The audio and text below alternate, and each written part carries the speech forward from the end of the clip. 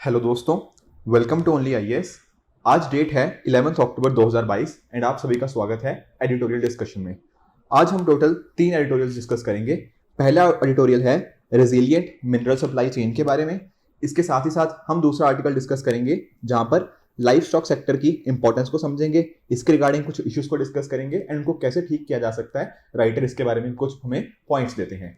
और उसके साथ ही जो थर्ड आर्टिकल है वो है रिगार्डिंग कि कुछ जगह पे पुअर पीपल क्यों होते हैं और जो हमें इंटरस्टेट डिफरेंसेस देखने को मिलते हैं उसके पीछे के क्या रीजंस हैं, उनको कैसे ठीक किया जा सकता है, इसके बारे में राइटर ने कुछ चर्चा करी है। तो स्टार्ट करते हैं पहले आर्टिकल से।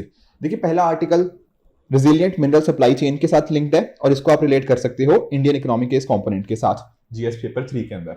सबसे पहले सप्लाई चेन आखिर होता क्या है।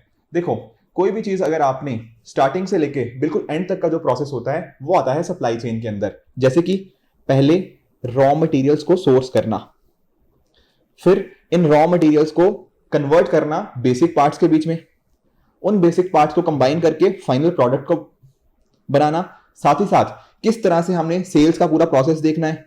ठीक है, फिर सेल्स का प्रोसेस होते होते आखिरी में प्रोडक्ट डिलीवरी। तो पूरा जो एक तरह से आप ये देख रहे हो कि एक तरह से ये चेन बन गई, एक नेटवर्क बन गया, जहां पर क्या हो रहा है, पूरा डिस्ट्रीब्यूशन चैनल को हमने देख रहे हैं, मैन्युफैक्चरर्स भी इंक्लूड हो गया, सप्लायर भी है एंड इवेंचुअली एंड यूजर तक हम पहुंचने की कोशिश कर रहे हैं और यहां पर कस्टमर सपोर्ट भी हमें देखने को मिलती है। अब एक चीज आप नोटिस करो, अगर मान लो कहीं बीच में कहीं पर भी ये चेन टूट गई तो पूरा का पूरा हमारी सप्लाई चेन ब्रेक हो जाएगी और ये जो पूरा नेटवर्क था ये इवेंचुअली डिसरप्ट हो जाएगा। तो हमें यहाँ पे राइटर क्या बता रहे हैं, हमें राइटर बता रहे हैं कि जो मिनरल्स के अंदर है ना, हमें इस सप्लाई चेन को बहुत ही रेजिलिएंट बनाना है। क्यों बनाना है उसके पीछे का मैं रीजन बताता हूं।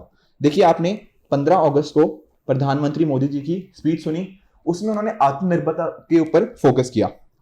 अब आत्मनिर्भरता हमने बहुत सारी चीजों में एक्सपीरियंस करने की कोशिश करी है, पर एक मेजर चीज है वो है एनर्जी के सेक्टर के अंदर। क्यों? क्योंकि देखो, आप एक चीज रियलाइज कर रहे हो, पिछले टाइम में हमने रशिया यूक्रेन का क्राइसिस देखा और भी हमें बहुत सारे रीजंस देखने को मिले। उससे हुआ क्या, जो हमें क्रूड ऑयल के प्राइसेस थे हमने देखा कि बहुत तेजी से ऊपर गए, इवन $120 पर बैरल तक हमने उनको प्राइसेस को जाते हुए देखा।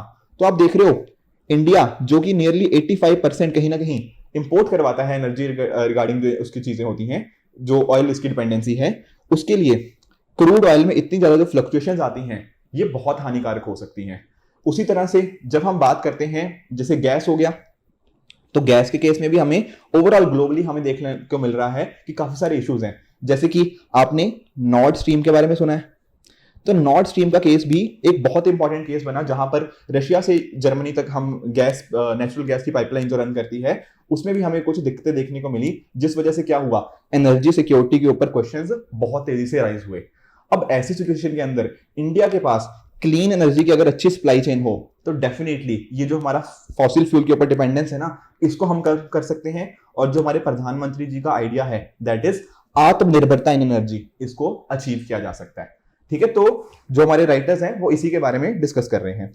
और देखो, बात करें इंपोर्टेड इन्फ्लेशन प्रेशर के, इंपोर्टेड इन्फ्लेशन का क्या मीनिंग, जब इन्फ्लेशन के पीछे का कारण कहीं से इंपोर्ट होके आया है, जैसे कि क्रूड ऑयल के प्राइसेस जैसे ही बढ़ेंगे इंडिया में ऑब्वियसली उसके प्राइसेस बढ़ेंगे एंड कॉरस्पॉन्डिंगली हमारे पूरे जो ओवरऑल इकोनॉमी है वहां पर इसका नेगेटिव इंपैक्ट देखने को मिलता है। ठीक है, तो यहां पर राइटर क्या बात कर रहे हैं कि अगर हम की मिनरल्स का एक्सेस सिक्योर कर लें, जैसे कि रेयर अर्थ मेटल्स, और उनमें भी किन से, जैसे लिथियम हो गया, कोबाल्ट हो गया, निकल हो गया, इन सभी का अगर हमारे पास एक प्रॉपर सप्लाई होगी, अगर जो सप्लाई चेन है अगर हमने उसे प्रॉपरली सेटअप कर लिया, तो डेफिनेटली ये जो इश्यूज देखने को मिल रहे हैं, चाहे वो क्रूड ऑयल से संबंधित या गैस से संबंधित या फिर एनर्जी सिक्योरिटी को मेंटेन करने से संबंधित, उन पर्टिकुलर इश्यूज को हम टैकल कर सकते हैं। बट राइटर बोलते हैं कि ये उतना इजी नहीं है, यहां पर हमें कुछ चैलेंजेस का सामना करना पड़ेगा। What are those challenges? देखिए, पहला चैलेंजेस, सबसे इंपॉर्टेंट चैलेंज ये है कि कहीं ना कहीं इन पर्टिकुलर जो रिजर्व्स जो बात कर रहे थे ना रेयर अर्थ मेटल्स की, वो कहीं कुछ ऐसे एरियाज में कॉन्सेंट्रेटेड है जो या तो जियोपॉलिटिकली सेंसिटिव हैं या फिर ईज ऑफ डूइंग बिजनेस वहां पे काफी खराब है। जैसे कि वहां पर से इन रीजन्स के अंदर से इन चीजों को निकालना, इनको एक्सट्रैक्ट करना बिजनेस पर्सपेक्टिव से, इकोनॉमिक पर्सपेक्टिव से काफी डिफिकल्ट हो जाता है, या फिर वो काफी जियोपॉलिटिकली सेंसिटिव एरिया में भी संबंधित है। इसके साथ ही साथ जैसे हमारे कुछ कॉम्पिटिटर्स हो गए, एग्जाम्पल चाइना। अब चाइना ने भी देखो काफी ज्यादा इन्फ्लुएंस कर रखा है इन पर्टिकुलर चीजों के अंदर, जैसे कि कॉन्गो के अंदर हमें ना इस तरह के रिसोर्सेज बहुत देखने को मिलते हैं जैसे कोबाल्ट के, बट वहां पर चाइना ने अपना इन्फ्लुएंस डाल रखा है। उसकी वजह से हो क्या रहा है, इंडिया को अगर इन चीजों की तरफ जाना है तो चाइना वहां पे क्या जाने देगा, आपको लग रहा है? नहीं, वहां पे वो रोकेगा डेफिनेटली। और ये जो चाइना के बेल्ट एंड रोड इनिशिएटिव जैसे प्रोजेक्ट्स हैं, इनके थ्रू भी उन्होंने काफी इन्फ्लुएंस दूसरी कंट्रीज पे डाल दिया है, और इस वजह से इंडिया को ये जो हम एनर्जी सिक्योरिटी की तरफ बढ़ना चाहते हैं उसमें कुछ चैलेंजेस फेस हो सकते हैं। तीसरा चीज यहां पर हमें देखने को मिलता है ऑफ टेक एग्रीमेंट्स। अब ऑफ टेक एग्रीमेंट क्या होते हैं, देखो होता क्या है, एक होता है हमारा प्रोड्यूसर और एक होता है हमारा बायर, ठीक है। अब इन्होंने ना क्या किया, एक तरह का बीच में एक एग्रीमेंट कर लिया या एक अरेंजमेंट कर लिया। किस चीज का अरेंजमेंट, कि जब भी देखो क्या होगा, जब भी प्रोड्यूसर कोई चीज प्रोड्यूस करेगा तो वो क्या करेगा, वो इस बायर को ही सेल करेगा। अभी वो चीज बनी नहीं है, अभी वो चीज बनने वाली है या बनेगी फ्यूचर के अंदर, पर पहले ही एडवांस में ही एक तरह से उन्होंने क्या कर दिया, आपस में एग्रीमेंट कर लिया। तो जब भी कोई ये चीज नई प्रोड्यूसर प्रोड्यूस करेगा वो सीधा उसके जाके सेल करेगा। अब यहां पर हमें ये चीज देखने को मिलती है कि इस सेक्टर में बहुत सारे ऑफ टेक एग्रीमेंट्स होने को मिलते हैं, और इस वजह से अगर इंडिया को यहां पर इनमें जाना है ना, तो वहां पर ऑफ टेक एग्रीमेंट्स जो बाकी को दूसरी कंट्रीज ने कर रखे हैं उनके साथ भी इंडिया को डील करना पड़ेगा, इंडिया को भी और इस चीज में काम करना पड़ेगा, राइट। इसके साथ ही राइटर बात करते हैं कि पहला स्टेप क्या हो सकता है इस चीज के लिए, एक जो गवर्नमेंट ने स्टेप भी लिया है, दैट इज काबिल को एस्टैब्लिश किया है। काबिल क्या है, खनिज विदेश इंडिया लिमिटेड। अब इसके बेसिस पे क्या है, हम क्या चाहते हैं कि जो मिनरल्स की सप्लाई है उसको प्रॉपरली किया जा पाए। देखो, और इस पर्टिकुलर काबिल के कॉरस्पॉन्डिंग ही एक CEW की स्टडी भी राइटर ने कोट करी है। What is this CEW? देखो, this is council on energy, environment and water. ये एक तरह का थिंक टैंक या फिर रिसर्च इंस्टीट्यूट है। इन्होंने कुछ अपने सजेशंस दिए हैं कि इंडिया के पास डेफिनेटली चैलेंजेस हैं, पर फिर भी हम इन चैलेंजेस को टैकल करते हुए कहीं ना कहीं हम जो एनर्जी सिक्योरिटी की तरफ बढ़ना चाहते हैं वो हम इंश्योर कर सकते हैं। तो उन सजेशंस को जरा देख लेते हैं। पहला चीज इन्होंने जो बोली है दैट इज कि पहले तो ये देखो कि आखिर हमारी मिनरल रिक्वायरमेंट्स है कितनी। देखो, जब तक हमारे पास डेटा ही नहीं होगा, हमें पता ही नहीं होगा कि कितने एक्चुअली हमारी रिक्वायरमेंट्स क्या है, तब तक हम कैसे डिसीजन ले पाएंगे, ठीक है ना। जो भी हमारा डेटा ड्रिवन अगर हम होता है ना, अगर हम डिसीजन मेकिंग हमारी डेटा ड्रिवन होती है तो डेफिनेटली हम प्रॉपर डिसीजन ले पाएंगे। यस, और यही बात यहाँ पर CEW के द्वारा करी जा रही है कि एक तरह की टास्क फोर्स को एस्टेब्लिश किया जाए जिसमें अलग अलग मिनिस्ट्रीज हो, चाहे ministry of new and renewable energy हो गया, मिनिस्ट्री ऑफ पावर हो गया। तो एक तरह से बात क्या है कि पहले मिनिस्ट्रीज के बीच में आपस में हो क्या, कोलैबोरेशन, चीजों के ऊपर कन्वर्जेंस हो कि कितनी हमारी रिक्वायरमेंट्स हैं, हमारा कोऑर्डिनेशन अच्छा हो सभी मिनिस्ट्रीज के अंदर, इंटर मिनिस्ट्रियल कोऑर्डिनेशन। इनको अगर बेटर करेंगे तो कहीं ना कहीं हमारी मिनरल रिक्वायरमेंट्स अच्छे से पता लगेगी। उसके बेसिस पे हम क्या करना सकते हैं, हम अपने प्लान्स बना सकते हैं। जैसे कि मान लीजिए 5 साल का रोड मैप बना लिया कि कितने टोटल हमारी रिक्वायरमेंट्स क्या हैं, उनको कैसे करना है, किस पर्टिकुलर चीज के कितनी रिक्वायरमेंट्स हैं, ठीक है। डोमेस्टिक इन्वेस्टर्स के साथ क्या कर सकते हैं, टेक्नोलॉजी मिक्स को असेस कर दिया, तो इसके बेसिस पे हम हमारे जो डिसीजंस हैं वो बेहतर लिए जा पाएंगे, राइट। उसके अलावा राइटर ये भी बात करते हैं कि हमें डोमेस्टिक इंडस्ट्री के साथ कोऑर्डिनेट करना पड़ेगा कि किस तरह हम वहां पे प्रॉपर्ली स्ट्रेटेजिक इंटरवेंशंस कर सकते हैं। जैसे कि अभी बात करी ना काबिल की, खनिज विदेश इंडिया लिमिटेड, तो इसमें ये चीज करी भी है, और भी इसको बात करी जा रही है कि अगर आप इंडस्ट्री के साथ और कोऑर्डिनेट करते हैं तो ये चीज हमें पता लग सकती है कि प्राइवेट सेक्टर का क्या रोल हो सकता है, गवर्नमेंट सेक्टर का क्या रोल करना है। दोनों एक तरह से आपस में जब कोऑर्डिनेट करेंगे, वहां पर अपनी अपनी एक्सपर्टीज लेकर आएंगे, प्राइवेट सेक्टर अपनी एक्सपर्टीज लेके आएगा, उसके बेसिस पे हमारी रिक्वायरमेंट्स या फिर ये जो हम बात कर रहे हैं सप्लाई चेन एस्टैब्लिशमेंट की, उसको और बेहतर कर सकते हैं। उसी तरह से तीसरा पॉइंट जो राइटर बता रहे हैं that is regarding of take agreement. अभी डिस्कस किया था ना कि जब बायर और जो प्रोड्यूसर होता है वो एक तरह के एग्रीमेंट में आ जाते हैं, तो यहां पर भी ये बात हो रही है कि अगर इंडिया भी या काबिल इंडिया की तरफ से कह लो जो है वो अगर ऑफ टेक एग्रीमेंट्स को साइन करे तो हम क्या बना सकते हैं, एक reliable source of raw material आ जाएगा, ठीक है ना। अब पता है कि हाँ वहां जब भी प्रोडक्शन होगी ये हमारे पास ही आएगी। तो इस वजह से होता क्या है, ऐसा नहीं है कि वहां पे डिसरप्शन नहीं होगी, जो हमने देखी थी ना सप्लाई चेन कि बहुत जगह पे कट लग सकता है, अलग अलग जो डिफरेंट बीच में हमें अलग अलग स्टेक होल्डर्स मिलते हैं। तो अगर हमने ऑफ टेक एग्रीमेंट्स अच्छे से साइन करने स्टार्ट कर दिए तो ये हमें जो पॉसिबिलिटीज थी कि कहीं ये सप्लाई चेन टूट ना जाए, इसमें ये डिसरप्ट ना हो जाए, इसको हम रोक सकते हैं, राइट। उसके साथ ही सेंट्रलाइज नेशनल प्रोक्योरमेंट की भी बात कर रहे हैं कि एक बार हम हमारी तरफ से एक ऑर्गेनाइजेशन हो जो कहीं ना कहीं इस चीज को प्रोक्योरमेंट करे, ताकि प्रेफरेंशियल टर्म्स में हमारी शर्तों के हिसाब से हम उस चीज को साइन कर पाए। उसके साथ ही चौथा पॉइंट जो कहीं ना कहीं राइटर बता रहे हैं दैट इज कि जो हमारे पार्टनर्स हैं, जो स्पेशली जो जियो स्ट्रेटेजिक पार्टनर्स हैं, उनके साथ हम कोऑर्डिनेट कर सकते हैं। एग्जांपल देखो क्वाड का, ठीक है। क्वाड के साथ भी हम इस तरह से कर सकते हैं कि हम एस्टैब्लिश करें resilient clean energy supply chain, ठीक है। क्वाड के साथ हम बहुत सारे और सेक्टर्स में भी कोऑर्डिनेट कर रहे हैं, पर अगर हमारी एक्सटर्नल अफेयर्स मिनिस्ट्री, जो हमारे गवर्नमेंट टू गवर्नमेंट पार्टनरशिप्स हैं, वो आपस में कोलैबोरेशन करें, तो हम इंश्योर कर सकते हैं कि हम अपने जियो स्ट्रेटेजिक पार्टनर्स के साथ मिलकर, जो एक तरह से कह लो जो लाइक माइंडेड कंट्रीज हैं, उनके साथ हम कोऑर्डिनेट करके इंश्योर कर सकते हैं कि इस चीज की सप्लाई कॉन्स्टेंटली हमारे पास आती रहे और ये जो चैलेंजेस हमें फेस करने को मिल रहे हैं, ठीक है, उनको भी रिमूव किया जा पाए। साथ ही साथ राइटर इसके अलावा बात करते हैं को डेवलपमेंट की। अब को डेवलपमेंट का मीनिंग क्या है? यहां पर बात हो रही है कि आपस में मिलकर डेवलप किया जाए, कि या तो कुछ ऑर्गेनाइजेशंस आपस में मिले, ठीक है, जो बात बेसिकली बात है जियो स्ट्रेटेजिक पार्टनर्स की ही बात कर रहे हैं, कि या तो उनके कॉरस्पॉन्डिंग बात करी जा रही है, या फिर कुछ इस तरह के हम प्रोडक्ट्स या नई टेक्नोलॉजीज की तरफ मूव करें जहां पर हमारी रिक्वायरमेंट दूसरे के ऊपर कम हो। जैसे फॉर एग्जांपल राइटर एग्जांपल देते हैं सोडियम आयन बैटरीज का। यहां पर क्या हो सकता है, इसको यूज करते हुए हम जो अपनी रिक्वायरमेंट्स हैं वो दूसरी कंट्रीज के ऊपर कम कर सकते हैं, क्योंकि इस प्रकार की चीजों को हम कहां पे इंडिया के विद इन ही प्रोक्योर किया जा सकता है। उसके अलावा राइटर एक तरह से बात करते हैं रिसाइकलिंग की। देखो आपने 3R का प्रिंसिपल बना है, रिड्यूस, रीयूज एंड साथ ही साथ रिसाइकल। अब देखो राइटर यहां बात कर रहे हैं कि अगर हम रिसाइकलिंग ऑफ मिनरल इनपुट्स इनकी बात करें तो कहीं ना कहीं क्या होगा, हमारी डिपेंडेंस दूसरी कंट्रीज पे कम हो जाएगी ना। क्यों? क्योंकि हम चीजों को क्या कर रहे हैं, रिसाइकल ही तो कर रहे हैं। तो कल को अगर कुछ इस तरह के कुछ हमारे पास केसेस आते भी हैं, जैसे रशिया यूक्रेन क्राइसिस हो गया, या फिर किसी और पर्टिकुलर रीजन की वजह से कंट्रीज के बीच में कुछ इश्यूज फेस होते हैं, उसका इंपैक्ट इंडिया और इंडिया की एनर्जी सिक्योरिटी के ऊपर ना आए, और साथ ही साथ जो आत्मनिर्भरता का भारत का एक तरह से सपना है उसको अचीव करना है, तो ये सारे के सारे प्रोसेसेस या जो सारे के सारे अगर हम इन चीजों को करें, इनके बेसिस पे हम अपने गोल को अचीव कर सकते हैं। तो ये था पहला हमारा जो टॉपिक था, ठीक है, उसको हमने अच्छे से डिस्कस किया। साथ साथ CEW के हमने सजेशंस भी देखे कि किस तरह से हम इस तरफ मूव कर सकते हैं। चलते हैं सेकंड आर्टिकल की तरफ। देखो जो सेकंड एडिटोरियल है वो है लाइफ स्टॉक सेक्टर से रिलेटेड, और इसको आप directly economics of animal rearing GS paper 3 के साथ रिलेट कर सकते हो। देखो आप सभी पढ़ते हो लाइफ स्टॉक सेंसस के बारे में। आप सभी जानते हो कि सेंसस के हिसाब से ना इंडिया के अंदर वर्ल्ड के सबसे ज्यादा लाइफ स्टॉक है, राइट। अब अच्छी बात है कि वर्ल्ड के सबसे ज्यादा लाइफ स्टॉक इंडिया के अंदर ही है, बट कहीं ना कहीं आप एक चीज रियलाइज कर रहे हो, इंडिया के अंदर इवन अगर वर्ल्ड के हाईएस्ट लाइफ स्टॉक है, पर तब भी शायद इंडिया का एग्रीकल्चर सेक्टर आज भी उतना अच्छे से ग्रो नहीं कर पा रहा, राइट। तो कुछ ना कुछ इश्यूज हैं यहाँ पर भी हमारे लाइफ स्टॉक सेक्टर के अंदर, उनको कैसे टैकल करना है इसको भी समझने की कोशिश करेंगे।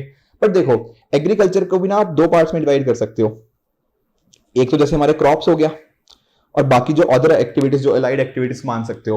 तो उसमें से अगर हम बात करें जैसे लाइफ स्टॉक सेक्टर की, तो लाइफ स्टॉक सेक्टर में आप एक चीज रियलाइज करो, यहां पर क्या है, ये जीडीपी में इनका कंट्रीब्यूशन काफी अच्छा है। पॉइंट समझ पा रहे हो? देखो क्रॉप से भी हमारी आउटपुट आता है, बट लाइफ स्टॉक के लिए जितना इनपुट चाहिए और जितना आउटपुट आता है वो काफी अच्छा है। अगर मैं बात करूं, देखो पिछले 5 सालों में, 5 सालों के अंदर लाइफ स्टॉक सेक्टर ना 8% से भी ज्यादा ग्रो किया है। जो कंपाउंडेड एनुअल ग्रोथ रेट होती है ना, इसकी 8% से भी ज्यादा है। एग्रीकल्चर जीडीपी में लगभग 27 से 28% अकेला कंट्रीब्यूशन किसका है, लाइफ स्टॉक सेक्टर का। 10% पॉपुलेशन जो रूरल कम्युनिटी है उसको रोजगार देने का काम कौन करता है, लाइफ स्टॉक सेक्टर। तो इंपॉर्टेंस तो इसको काफी है, बट पिछले कुछ टाइम के अंदर कुछ इश्यूज देखने को मिले हैं, उनको एक बार समझते हैं कि राइटर यहाँ पे कहना क्या चाह रहा है। देखिए एनिमल हस्बेंड्री की राइटर बात कर रहे हैं, जहां पर क्या है कि इंडिया के पास बहुत एक मेजर लाइफ स्टॉक सेक्टर है, बट कहीं ना कहीं यहां पर आप बाकी चीजें भी देखो कि जैसे चैलेंजेस की बात करें, scarcity of feed and fodder, proper feed नहीं मिलती इनको, फॉडर की दिक्कत आती है, साथ ही साथ डिजीजेस आउटब्रेक। आप सभी ने पिछले कुछ टाइम के अंदर लंपी स्किन डिजीज का नाम सुना है, ठीक है। तो इस डिजीज से काफी सारे हमने देखा है कि कैटल की काफी डेथ हुई है, पर ये इकलौती एक डिजीज नहीं है, इसके पहले भी फुट एंड माउथ डिजीज हो गया, राइट, ब्लैक क्वार्टर इन्फेक्शन,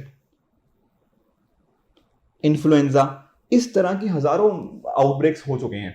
और कहीं ना कहीं इससे क्या हुआ है, इससे हमारे एनिमल्स की डेथ हो जाती है, या उनका जो कैपेसिटीज है वो कम हो जाती हैं। तो इस तरह के डिफरेंट इश्यूज हमें देखने को मिलते हैं। लाइफ स्टॉक एक्सटेंशन कम है, अनऑर्गेनाइज्ड मार्केट्स हैं। तो इस तरह के कुछ इश्यूज की बात राइटर कर रहे हैं कि इन चीजों को हमें देखने की जरूरत है। बात करें थोड़े से कि क्या कंट्रीब्यूशन रहा है, तो आप देख पा रहे हो कि लेटेस्ट ट्रेंड्स के हिसाब से लगभग 28% जो कंट्रीब्यूशन है इस पर ग्रॉस वैल्यू एडिशन जो जीवीए होता है उसके अंदर 28% लाइफ स्टॉक का कंट्रीब्यूशन इन एग्रीकल्चर सेक्टर। तो कहीं ना कहीं दिखाता क्या है कि इंपॉर्टेंस इसकी काफी ज्यादा है। और इवन अगर हम बात करें देखो जेंडर इक्वालिटी की, तो यहां पर भी लाइफ स्टॉक का इंपॉर्टेंट रोल है। क्यों? क्योंकि अक्सर आप देखते हो कि फीमेल्स एक बहुत इंपॉर्टेंट रोल प्ले करती हैं इस पर्टिकुलर सेक्टर को इंप्रूव करने के लिए। इसके अलावा देखो हमारे किसान भाई जो हैं, आप जानते हो काफी बार ऐसी सिचुएशन आती हैं कि किसी ना किसी वजह से ना क्रॉप फेलियर की चीजें हमें देखने को मिलती हैं। कभी मान लीजिए कोई सूखा पड़ गया या फिर कहीं बार बाढ़ ज्यादा आ गई, ठीक है, इस तरह की चीजें हो जाती हैं। तो अगर मान लो क्रॉप्स के साथ साथ हमारे जो किसान भाई हैं वो लाइफ स्टॉक को भी करें, उससे क्या होगा, एक तरह से क्या होगा, हमने चीजों को क्या कर दिया, डाइवर्सिफाई कर दिया। अगर क्रॉप फेल भी होगी तो हमारे किसान को ये डर नहीं लगेगा कि मैं अपनी फैमिली का पालना कैसे करूंगा, उसके पास लाइफ स्टॉक है, थोड़े बहुत पैसे वो यहां से कमा लेगा। तो एक तरह से जो हमने देखा ना कि नेशनल क्राइम रिकॉर्ड ब्यूरो का जो लेटेस्ट रिपोर्ट थी उसमें बताया गया था कि 10,000 से भी ज्यादा फार्मर्स ने सुसाइड किया। तो ये फार्मर सुसाइड है, इसको टैकल करने के लिए हम थोड़ा लाइफ स्टॉक को भी प्रमोट कर सकते हैं और एक तरह से हमारे जो क्रॉप फेलियर से रिगार्डिंग जो इश्यूज हैं उनको सॉल्व किया जाता है, क्योंकि फार्मर्स की इनकम को हमने क्या कर दिया, डाइवर्सिफाई। इवन जो अशोक दलवाई कमेटी थी जिन्होंने बात क्या करी थी कि 2022 तक किसानों की आय दुगनी करनी है, उन्होंने भी लाइफ स्टॉक को एक इंपॉर्टेंट कंपोनेंट माना था इस पर्टिकुलर चीज के साथ ही। इसके अलावा देखो इंपॉर्टेंस इसके साथ और भी बहुत सारी जुड़ी हुई हैं, जैसे कि आजकल अक्सर आप न्यूज़पेपर में पढ़ते हो हिडन हंगर का मुद्दा। अगर हिडन हंगर जो कहीं ना कहीं माल न्यूट्रिशन इस तरह की चीजों को टैकल करना है ना, तो लाइफ स्टॉक का सेक्टर का इंपॉर्टेंट रोल है। क्यों?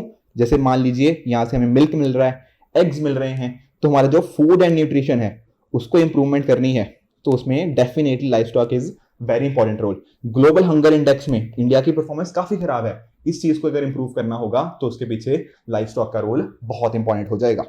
इसके साथ ही देखो राइटर्स ने कुछ डेटा भी दिया है, जैसे आप देख सकते हो कि नियरली नेशनल इकोनॉमी के लिए 5% डेयरी का कंट्रीब्यूशन है और नियरली 80 मिलियन फार्मर्स को ये डायरेक्टली इंप्लॉय करता है और इनडायरेक्टली भी बहुत सारे को यहाँ पे इंप्लॉयमेंट प्रोवाइड हो रही है। साथ ही साथ जेंडर इक्वालिटी में भी इसका कंट्रीब्यूशन है। उसके साथ ही यहाँ पर इंपॉर्टेंट रोल है in terms of soil fertility. ठीक है, फर्टिलाइजर्स आप जानते हो इनके द्वारा आते हैं एंड उनको हम यूज कर सकते हैं। देखो अगर आपने ना जैसे प्रधानमंत्री मोदी जी की 15 अगस्त की स्पीच सुनी हो, तो यहां पर इन्होंने नेचुरल फार्मिंग के ऊपर बहुत बात करी थी और इसी नेचुरल फार्मिंग का एक प्रकार है जीरो बजट नेचुरल फार्मिंग। ठीक है, ZBNF बोलते हैं। ये एक्चुअली सुभाष पालेकर जी का आइडिया है। यहां पर क्या होती है कि हम क्या कर सकते हैं, एक तरह से कोरिलेशन लेके आ सकते हैं किस चीज के बीच में, हमारे जो क्रॉप्स हैं और साथ ही साथ लाइफ स्टॉक। जो इनपुट्स जो हमें आउटपुट यहां से आए लाइफ स्टॉक के, उनको इनपुट्स की तरह यूज किया जा सकता है क्रॉप्स के अंदर। एंड जैसे फॉर एग्जांपल आप देखो एनिमल्स का जैसे जो डंग होता है, ठीक है, उसको एज अ फर्टिलाइजर यूज किया जाता है क्रॉप्स के अंदर। तो हमारी जो डिपेंडेंस है वो क्रॉप के कॉरस्पॉन्डिंग जो अलग अलग फर्टिलाइजर्स हम मार्केट में मिलते हैं, तो मार्केट बेस्ड फर्टिलाइजर की डिपेंडेंस कम होगी। क्यों? क्योंकि हमने जो लाइफ स्टॉक से हमारे पास जो वेस्ट है मान लीजिए उसको हम यूज कर सकते हैं और उसके बेसिस पे हमारी जो प्रोडक्टिविटी है वो बढ़ सकती है। इससे फार्मर्स का फायदा है। कैसे? क्योंकि फार्मर्स के इनपुट कॉस्ट कम होगी। ठीक है, जीरो बजट का मीनिंग क्या है कि पैसा कम लग रहा है ना, तो फार्मर्स का इनपुट कॉस्ट कम होगी, तो इकोनॉमिक फायदा भी है और साथ ही साथ इकोलॉजिकल फायदा भी है। क्यों? क्योंकि हमें अब केमिकल फर्टिलाइजर नहीं यूज करने पड़ रहे, हमारा लाइफ स्टॉक ही हमारी हेल्प कर रहा है फर्टिलाइजर्स के लिए। तो इस तरह से आप देख सकते हो कि इसके लाइफ स्टॉक के बेनिफिट्स बहुत सारे हैं। साथ ही साथ बायोगैस प्रोडक्शन के साथ भी आप इसको लिंक कर सकते हो।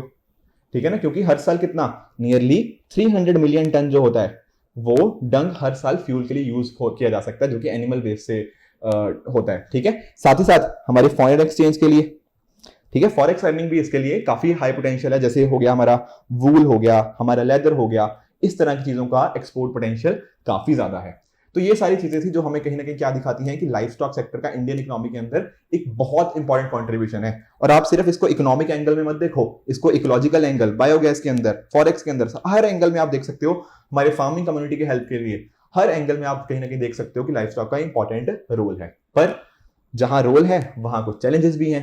एनिमल डिजीजेस, अभी मैंने आपको बताया लंपी स्किन डिजीज बताया, उसके अलावा साथ ही साथ फुट एंड माउथ डिजीज हो गया, इन्फ्लुएंजा हो गया, ब्लैक वाटर इन्फेक्शन, इससे बहुत सारी डेथ्स होती हैं। इवन देखो अभी राजस्थान के अंदर तो बहुत ही एक मेजर केस हुआ था जहां पर ऐसा मान रहे हैं कि अप्रोक्सीमेटली 1 मिलियन कैटल से भी ज्यादा की उनके डायग्नोज किया गया उनको। ठीक है, साथ ही साथ केरला के अंदर भी अफ्रीकन स्वाइन फीवर हो गया। तो इस तरह के कुछ ना कुछ डिजीज हमें देखने को अक्सर मिलती ही रहती हैं। उसके साथ ही फीड एंड फॉडर, ये मैंने आपको आर्टिकल की स्टार्टिंग में भी बताया था कि इसकी शॉर्टेज हमें देखने को मिल रही है, एक तरह का डेफिसिट है। उसके लिए भी हमारे पास हमारे जो राइटर हैं वो बताते हैं कि इस तरह से हमारे पास फॉडर प्रोडक्शन प्रॉपर नहीं है। साथ ही साथ फाइनेंशियल अटेंशन, अब ये भी एक बहुत इंपॉर्टेंट कंपोनेंट है। देखो हो क्या रहा है, लाइव स्टॉक का ना 28% कॉन्ट्रीब्यूशन है जीडीपी के अंदर। तो कहीं ना कहीं आप देख रहे हो कि अगर इसका कॉन्ट्रीब्यूशन जीडीपी के अंदर है तो इसको क्रेडिट भी तो मिलना चाहिए ना। तो हो सकता है मान लो 28% ही मिल जाए तो बोल सकते हैं कि प्रोपोर्शनल हो, बट नहीं, इसको हम दे ही नहीं रहे क्रेडिट। अप्रोक्सीमेटली सिर्फ 12% मिल रहा है। तो ये क्या दिखा रहा है, ये दिखा रहा है कि हम इस सेक्टर के ऊपर खर्च ज्यादा कर रहे हैं जबकि आउटपुट इससे बेहतर आ रहा है। तो आउटपुट जिससे बेहतर आ रहा है तो क्रेडिट उसको मिलना चाहिए ना, फाइनेंशियल इंटेंशन उसके ऊपर ज्यादा होनी चाहिए, बट ऐसा इंडिया में अभी करेंटली नहीं हो रहा। उसके साथ ही हमारी प्रोडक्ट मार्केट काफी अंडर डेवलप्ड है, ठीक है, जैसे कि मार्केट्स का एक्सेस नहीं है। इवन जैसे नीति आयोग ने भी बोला है कि हमारे जो पोस्ट प्रोडक्शन के रिगार्डिंग जो चीजें हैं इसमें देखने को मिलती हैं, चाहे वो ट्रांसपोर्टेशन हो गया, स्टोरेज हो गया, प्रॉपर मार्केट लिंकेज हो गया, वो मिसिंग होने की वजह से हम काफी एक मेजर चंक हमारा लूज कर जाते हैं। इसके साथ ही क्रॉस ब्रीडिंग के रिगार्डिंग कुछ इश्यूज हैं। देखो क्रॉस ब्रीडिंग के डेफिनेटली कुछ फायदे भी होते हैं, बट ऐसा भी देखा गया है कि जब होती है बात क्रॉस ब्रीडिंग की तो उससे कई बार कुछ चेंजेस आ जाते हैं, जिस वजह से क्या होता है कि वल्नरेबिलिटी बढ़ जाती है डिजीज के कॉरस्पॉन्डिंग। एनवायरमेंट में जो नए नए चेंजेस आ रहे हैं उसके बेसिस पे भी अडेप्टेशन मुश्किल हो जाता है कई बार क्रॉस ब्रीडिंग के, तो उसके भी हमें नेगेटिव्स कई बार देखने को मिलते हैं। बाकी यहाँ पर आप क्लाइमेट चेंज का इम्पैक्ट भी समझ सकते हो, ठीक है। क्लाइमेट चेंज का सिर्फ ह्यूमंस के ऊपर इम्पैक्ट नहीं है, एनिमल्स के ऊपर भी बहुत एक नेगेटिव इम्पैक्ट हमें देखने को मिलता है, जो चीज आप यहाँ पर समझ सकते हो। और इसके साथ ही आप इनफैक्ट ना इनफॉर्मल सेक्टर का भी रोल देखो। हमारे इंडिया में जो लाइफ स्टॉक सेक्टर है मोस्टली इनफॉर्मल सेक्टर में काम कर रहा है, जैसे अनरजिस्टर्ड स्लॉटर हाउसेस हो गए, मीट प्रोडक्शन उन्हीं से ज्यादा होती है। उससे क्या होता है, एक तो क्वालिटी खराब हुई तो उससे कॉरस्पॉन्डिंग क्या हुआ, फिर जो एक्सपोर्ट पोटेंशियल था वो कम हुआ। क्यों? क्योंकि यहां पर क्या आ गए, सैनिटरी एंड फाइटोसैनिटरी बैरियर्स। तो इस तरह के बैरियर्स की वजह से भी ना जो हमारा पोटेंशियल था, एक्सपोर्ट पोटेंशियल कह लो या फिर फार्मर्स का अर्निंग पोटेंशियल था, वो काफी कम हो जाता है। तो ये सब चैलेंजेस भी हमें देखने को मिलते हैं along with the other adequate extension services, जिनकी बात कर रहा है कि जैसे वेटनरी सर्विसेज हो गया, वैक्सीनेशन हो गया, डिजीज को कैसे कंट्रोल करना है प्रॉपर। ऐसा भी देखा गया था, अभी रिसेंटली एक सर्वे आया था कि प्रॉपर इंफ्रास्ट्रक्चर, वेटनरी इंफ्रास्ट्रक्चर ही नहीं है, अगर है तो पुअर क्वालिटी का है, टेस्टिंग फैसिलिटीज अच्छी नहीं है, ट्रीटमेंट फैसिलिटीज फिर कॉरस्पॉन्डिंगली काफी खराब है। तो ये सब इश्यूज यहाँ पे राइटर ने नोटिस किए हैं। उसके साथ ही देखो राइटर बात कर रहे हैं कि इनके लिए सॉल्यूशंस भी तो चाहिए, जैसे कि पहला है फॉडर सिक्योरिटी। देखा था ना कि फूड एंड फॉडर शॉर्टेज है यहाँ पे, तो एडुकेट अटेंशन यहाँ पर भी हमें पे करने की जरूरत है। And even ministry of new and renewable energy की एक रिपोर्ट आती है जिसमें बात करी गई है क्या कि nearly 500 million ton crop residue का हर साल इंडिया जनरेट करता है, जिसमें से 92 मिलियन टन तो बर्न हो जाता है। अब अगर इसको हम चीज को रोक पाए तो डेफिनेटली ये क्या सर्व कर सकता है, एनिमल फॉडर के लिए एक बहुत अच्छा सोर्स हो सकता है। तो जिस हम बात कर रहे हैं ना कि शॉर्टेज की, फूड सिक्योरिटी का शॉर्टेज है, फॉडर सिक्योरिटी का शॉर्टेज है, या फिर फॉडर नहीं है, तो उसको हम इसके थ्रू टैकल कर सकते हैं। उसके अलावा देखो यहाँ पे बात कर रहे हैं जेनेटिक सर्विलेंस की। ये जो इतनी सारी डिजीजेस आउटब्रेक होती हैं, अगर इनको प्रिवेंट करना है तो वो कैसे हो सकती हैं, जेनेटिक सर्विलेंस से हम इनका बिहेवियर को एनालाइज कर सकते हैं। इसके साथ ही आजकल ना हमारे पास बहुत सारे टेक्नोलॉजिकल सॉल्यूशंस आने लग गए हैं, जिनके बेसिस पे जैसे मान लीजिए हमने कोई पर्टिकुलर कैटल है उसका हम टेम्परेचर मॉनिटर कर सकते हैं, या फिर जो और उनके इंटरनल प्रोसेसेस होते हैं उनको हम रेगुलेट कर सकते हैं। उसके बेसिस पे हम देख सकते हैं क्या चेंजेस आ रहे हैं, एंड उनको हम डेटा ड्रिवन बेसिस के ऊपर हम उनके चेंजेस को नोटिस करते हुए कुछ प्रॉपर टाइमली एक्शंस ले सकते हैं, और जिससे ये इस तरह के आउटब्रेक्स को प्रिवेंट किया जा सकता है। साथ ही साथ यूनिफाइड लाइफ स्टॉक मार्केट आप देख सकते हो, जैसे अमूल का एग्जांपल अब आप सभी जानते हो, व्हाइट रेवोल्यूशन का, जहां पर वर्गीस कुरियन जी ने एक बहुत इंपॉर्टेंट रोल प्ले किया था, राइट। तो ये सारी चीजें भी अगर हम आज के टाइम पे करें जहां पर इंडस्ट्री और फार्मर के बीच में प्रॉपर लिंकेज हो, तो हम क्या कर सकते हैं, इस लाइफ स्टॉक का प्रॉपर यूटिलाइजेशन किया जा सकता है। साथ ही साथ राइटर बात करते हैं इंडिजीनियस ब्रीड जीन बैंक्स की, ताकि जो इंपॉर्टेंट जीन्स हैं उनको हम स्टोर कर पाएं, उनको हम प्रोटेक्ट कर पाएं, ताकि आने वाले टाइम के अंदर अगर कुछ चेंजेस भी आते हैं, चाहे वो इन्वायरमेंट के अंदर हो, तब भी हमारे पास कुछ अच्छे जीन्स हो, जिसके बेसिस के ऊपर हम इन चीजों को, हमारा जो लाइफ स्टॉक सेक्टर है उसको और बेहतर कर पाए, ठीक है। साथ ही साथ जो हमने और इश्यूज पढ़े थे वेटनरी के रिगार्डिंग, उसके कॉरस्पॉन्डिंग कुछ जो सर्विसेज हैं उनको एक्सपेंड किया जाना चाहिए। एम्बुलेंस सर्विसेज हो गया, प्राइमरी ट्रीटमेंट हो गया, जो टेस्टिंग फैसिलिटीज कमी थी, ठीक है, तो वो सारी चीजों को ठीक करने की बात यहाँ पे कर सकते हैं। एंड लास्टली राइटर बात करते हैं वन हेल्थ अप्रोच की। अब वन हेल्थ अप्रोच क्या है? देखो, एक ऐसी अप्रोच जहां पर human health, environment health as well as animal health, ये तीनों का जहां पे कॉम्बिनेशन आता है ना, उसको बोल देते हैं वन हेल्थ अप्रोच। यानी कि ऐसा नहीं सोचना चाहिए कि हमारी ह्यूमन हेल्थ अच्छी है तो बस ठीक है, नहीं, हमें एनवायरनमेंट को भी साथ लेके चलना है, हमें एनिमल्स को भी, बेसिकली पूरे हमारे ना पूरे एनवायरनमेंट को अगर हम साथ लेके चलें, अलग अलग एस्पेक्ट्स को साथ लेके चलें। क्यों? क्योंकि आपस में एक दूसरे का ना इंटरडिपेंडेंस है हमारी। ऐसा नहीं है कि कोई चीज सिर्फ एनिमल्स को इंपैक्ट करती तो हमें नहीं करती, या कोई चीज एनवायरनमेंट को इंपैक्ट करती तो हमें नहीं करती। नहीं, सारी चीजें एक दूसरे को इंपैक्ट करती हैं। तो अगर हमारी अप्रोच वन हेल्थ अप्रोच जैसी होगी तो ये चीजें हमें हेल्प कर सकती हैं। इसके साथ ही देखो, गवर्नमेंट ने बहुत सारे इनिशिएटिव्स भी लिए हैं, जैसे कि राष्ट्रीय गोकुल मिशन, राइट। उसके साथ ही हमने हेल्थ कार्ड्स भी इशू किए हैं। इनफैक्ट ना, हमारे जो लाइफ स्टॉक है उसके लिए हेल्थ कार्ड्स इशू किए हैं, जिनका नाम क्या रखा है? नकुल स्वास्थ्य पत्र।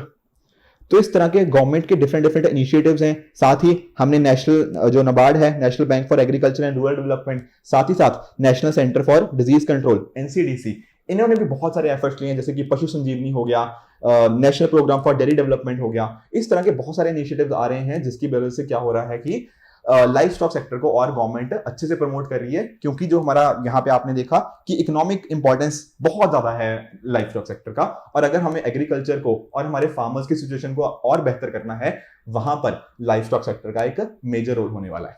ठीक है, तो ये था सेकंड एडिटोरियल। चलते हैं तीसरी एडिटोरियल की तरफ। ये देखो, ये पर्टिकुलर थोड़ा इकोनॉमी से लिंक्ड है। यहां पर राइटर जो बात कर रहे हैं कि there are no poor people, only people in poor places. ये इंडियन एक्सप्रेस का आर्टिकल है। थोड़ा समझने की कोशिश करते हैं कि यहाँ पे मीनिंग क्या है। देखो, मैं आपको एक एग्जांपल से समझाता हूँ। मैं जैसे एक ना मैंने अभी थोड़े टाइम पहले एक चीज नोटिस करी। वो चीज क्या थी? देखो, एक पर्सन था, एक मैं जिसको जानता था। तो वो पर्टिकुलर पर्सन अप्रोक्सीमेटली ना वो थोड़े हाउस होल्ड एक्टिविटीज में वर्क कर रहा था। ठीक है, कि जैसे मान लीजिए कि किसी के घर पे जाके कुछ क्लीनिंग का काम कर दिया, इस तरह की चीजें। और वो जिस सिटी में मैं रहता था, एक छोटी सिटी के अंदर, तो ही वाज अर्निंग लाइक 10,000 15,000 इस तरह से महीने का। पर recently what he did was he move to Bangalore, और बैंगलोर जाके ही started working in one of the companies, urban company. ठीक है, पहले अर्बन क्लैब था आई थिंक नाम इसका।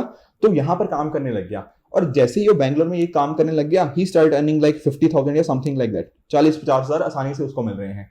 अब यहां पर राइटर ने भी ना इसी तरह की एग्जांपल्स को कोट किया है। जैसे कि इन्होंने बात करी है एक इलेक्ट्रीशियन की। जब वो कानपुर में रहता था और अब वो बैंगलोर में रह रहा है, तो यहां पर उसको 3 गुना ज्यादा सैलरी मिल रही है।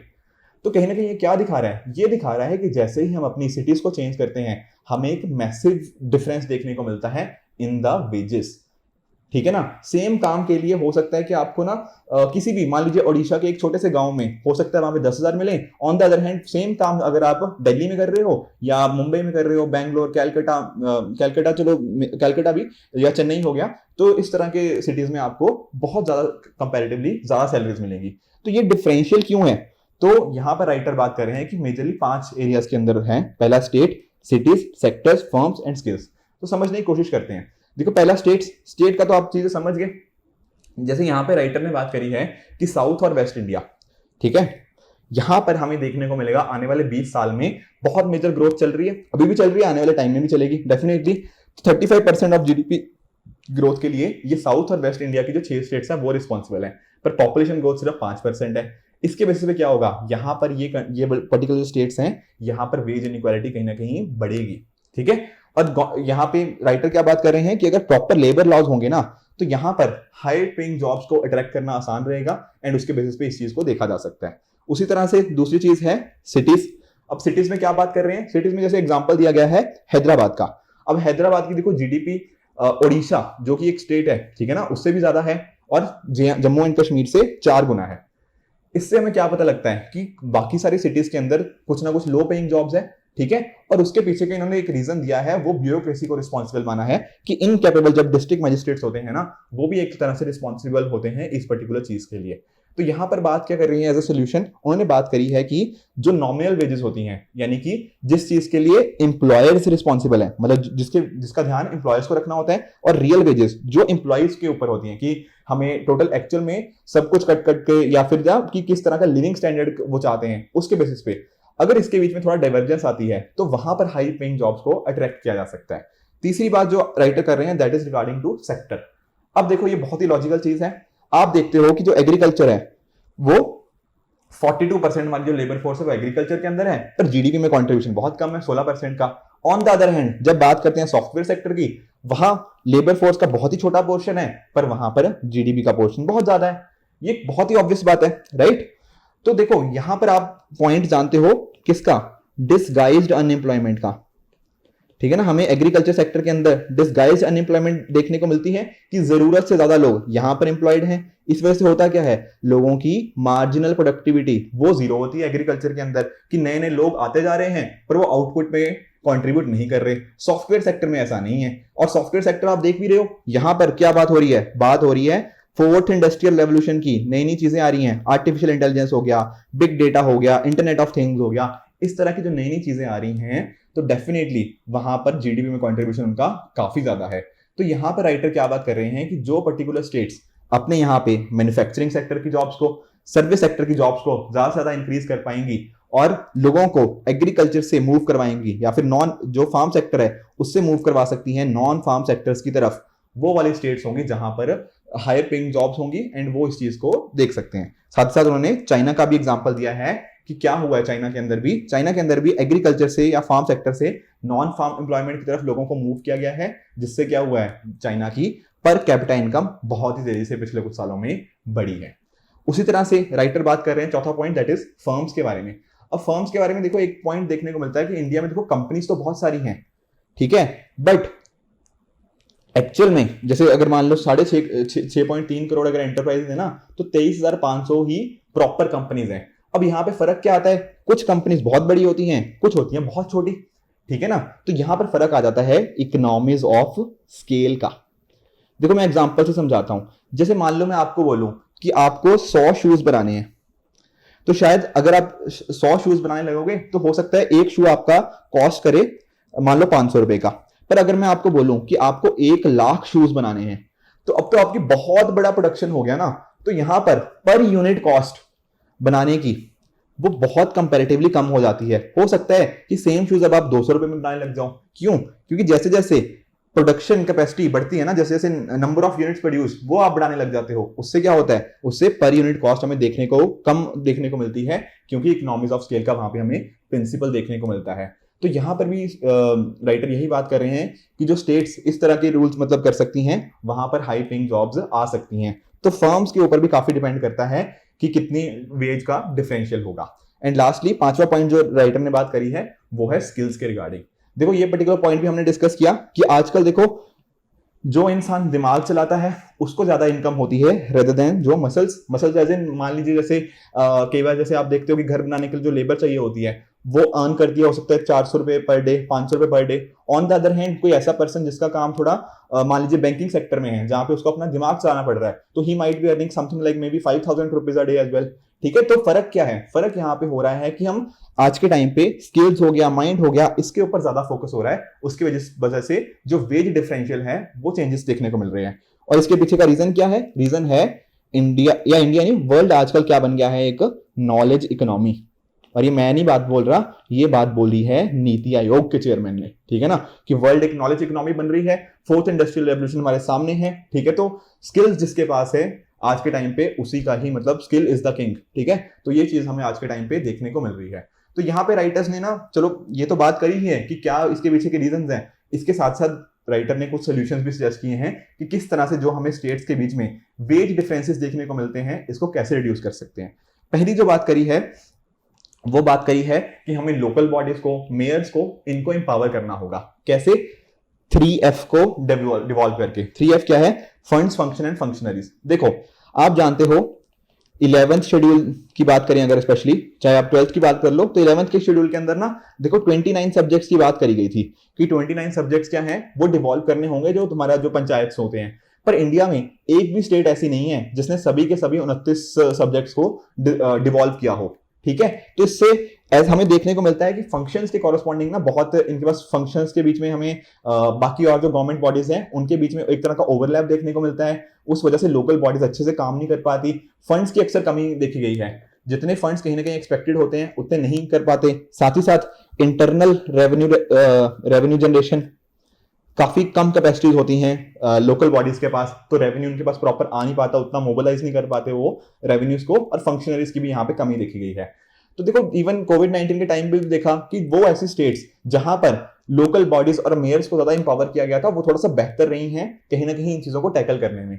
तो यहाँ पर भी यही बात हो रही है कि अगर हमें वेज डिफरेंसेस को कम करना है ना, तो यहाँ पर लोकल बॉडीज का, मेयर्स का, इनका रोल बहुत इंपॉर्टेंट होने वाला है। साथ ही साथ राइटर बात कर रहे हैं कि एनरोलमेंट को इंप्रूव करना पड़ेगा हमें गवर्नमेंट स्कूल्स के अंदर। थर्डली स्किल्स, ठीक है, बात करी फोर्थ इंडस्ट्रियल रेवोल्यूशन की, तो ये स्किल्स हैं, हमें इस चीज को प्रॉपरली यूटिलाइज करना पड़ेगा। इवन देखो आप बात करें कि एक तरह से ना जो इंडस्ट्री को स्किल्स चाहिए और जो लोगों के पास आजकल जॉब्स हैं, जो डिग्रीज हैं, उनके बीच में काफी हमें वेरिएशन देखने को मिलता है। देखो एक पॉपुलर रिपोर्ट है इंडिया स्किल्स रिपोर्ट। इस रिपोर्ट के हिसाब से ना ऐसा बोला गया है कि जो हमारे ग्रेजुएट्स हैं, सिर्फ 46% ग्रेजुएट्स ही ऐसे हैं जिनको एक नौकरी मिल सकती है, कि उनकी जो स्किल्स हैं वो या तो इस तरह से हैं जो इंडस्ट्री को चाहिए ही नहीं बाकी लोगों के। ठीक है, तो हमारे जो स्किल्स इंडस्ट्री और एकेडमिया के बीच में कोलैबोरेशन है उसको इंप्रूव करेंगे, उससे स्किल्स बेहतर हो पाएंगे, एंड कहीं ना कहीं ये जो सप्लाई और डिमांड के बीच का मिसमैच है इसको हम टैकल कर सकते हैं।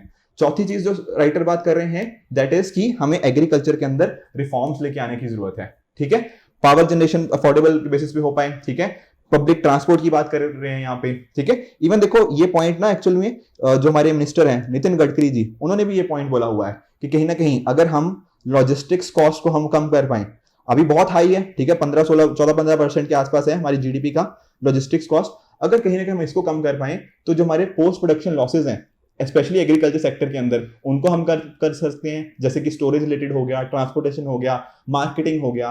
तो ये सारी चीजों के कॉरस्पॉन्डिंग अगर हम पोस्ट प्रोडक्शन लॉसेस को कम कर पाएंगे, प्रॉपर रिफॉर्म्स लेके आ सकते हैं, तो ये जो वेज डिफरेंसेस हमें स्टेट्स की कॉरस्पॉन्डिंग देखने को मिलते हैं इनको कम किया जा सकता है। उसी तरह से जो सिविल सर्विसेज के रिगार्डिंग जो इश्यूज थे उनको भी हमें टैकल करने की जरूरत है। स्टेट्स के कॉरस्पॉन्डिंग बर्डन कम करना होगा, फॉर्मलाइजेशन करना होगा प्रॉपर ह्यूमन रिसोर्स को डेवलप करते हुए, एंड लास्टली एक तरह से अगर हम एक 12 महीने का मान लीजिए एक टारगेट लेके चलते हैं जहां पे पेपरलेस एंड कैशलेस फैसिलिटीज लोगों को मिले, तो उसके बेसिस पे भी हम ये जो वेज डिफरेंसेस हमें स्टेट्स के कॉरस्पॉन्डिंग देखने को मिलता है इसको हम सॉल्व कर सकते हैं। तो ये कुछ सजेशंस थे जो हमारे राइटर बोल रहे हैं कि इनको यूज किया जा सकता है। डेफिनेटली देखो इनको आप ना अलग अलग जगह पर यूज कर सकते हो, जैसे फॉर एग्जांपल हमने पॉलिटी के कुछ पॉइंट डिस्कस किए जहां पर बात करी गई 11th शेड्यूल की, तो इस तरह से आप भी इन पॉइंट्स को अपने आंसर्स में डेफिनेटली यूज कर सकते हो, जो आपको हेल्प करेंगे एक अपने आंसर को मल्टी डायमेंशनल एस्पेक्ट देने के लिए और साथ ही साथ अपने आंसर राइटिंग को ओवरऑल इंप्रूव करने के लिए। ठीक है फ्रेंड्स, तो आई होप आपको ये तीनों के तीनों एडिटोरियल अच्छे से समझ आए होंगे। इसी तरह से आप भी अपने एंड पे हार्डवर्क करते रहिए। Goodbye and good luck.